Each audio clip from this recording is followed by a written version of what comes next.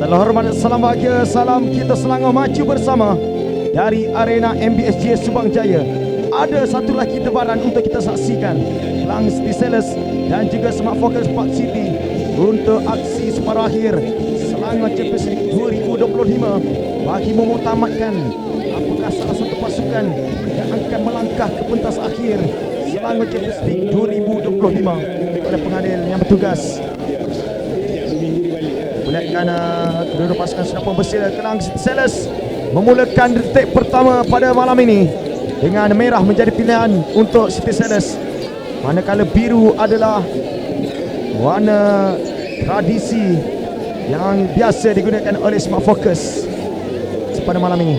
Darian kali ini untuk Hadi di sebelah kiri, tidak offside. Masih lagi untuk Hadi. Apakah antara lintang ke tengah? Taklukkan cuba dilakukan.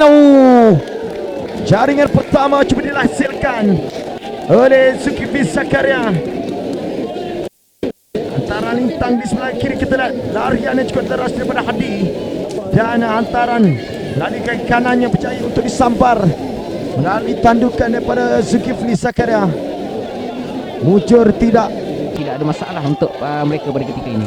Serangan kali ini untuk Smart Focus. Apakah jaringan? Terlepas peluang untuk Smart Focus. Satu cutback yang cuba dilakukan. Percobaan. Jaringan di penghujung pada masa pertama daripada Smart Focus secara tiba-tiba. Jaringan yang menjadi hasilkan oleh Haziq Irfan selepas tindakan susulan yang digagalkan.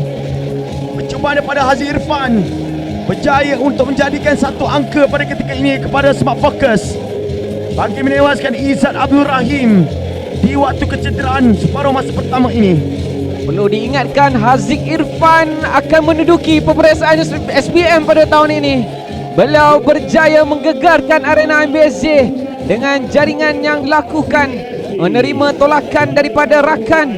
Lihat bagaimana beliau hadir dengan satu teknik sepakan. Ada ruang yang ditinggalkan di sebelah kanan di bahagian bawah, menewaskan Izzat Abdul Rahim. Sekaligus ini cerita yang terbaik sebelum menuju ke bilik persalinan akhirnya. Rencana daripada Fistelis Izzuddin. Turut terlibat juga adalah Zulkifli Zakaria. Begitu dengan Syed Asif. Zulkifli Zakaria kali ini tinggi melewati palang gol. Bukanlah satu percubaan on target Loman.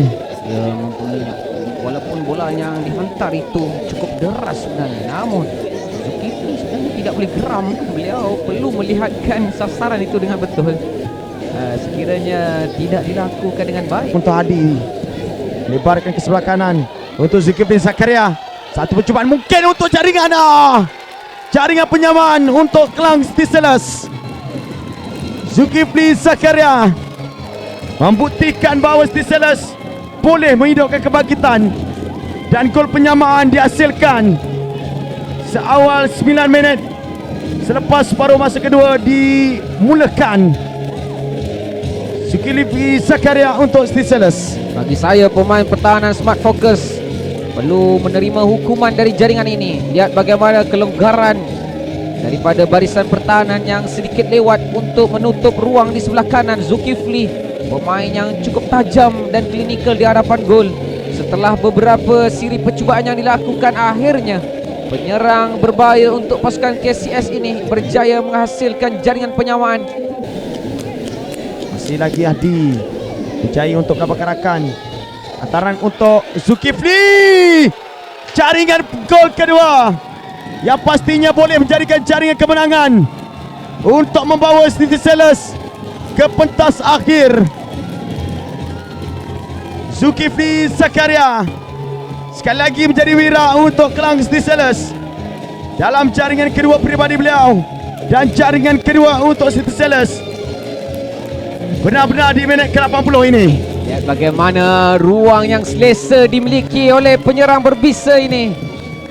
Kredit diberikan gerakan yang bermula daripada Hadi, kemudian tolakan kepada rakan menyedari Zulkifli tidak dikawal. Beliau berjaya mengawal terlebih dahulu bola tersebut sebelum memilih untuk melakukan percubaan kaki kiri. Apa-apa pun yang Upang whistle panjang daripada saudara Muhammad Haris Sarudin selaku pengadil tugas untuk menamatkan perlawanan dengan kesan penuh. Kelang City Sales 2, Smart Focus 1. untuk mengesahkan Kelang City Sellers ke petas akhir yang akan berdepan dengan Sabia Teleflow yang dijadualkan pada 15 Februari 2026. Tahniah, syabas dan terima kasih pada kedua pasukan untuk aksi terpuji dalam 80 minit di peringkat separuh akhir ini. Selangor Champions League 2025, Liga untuk Juara.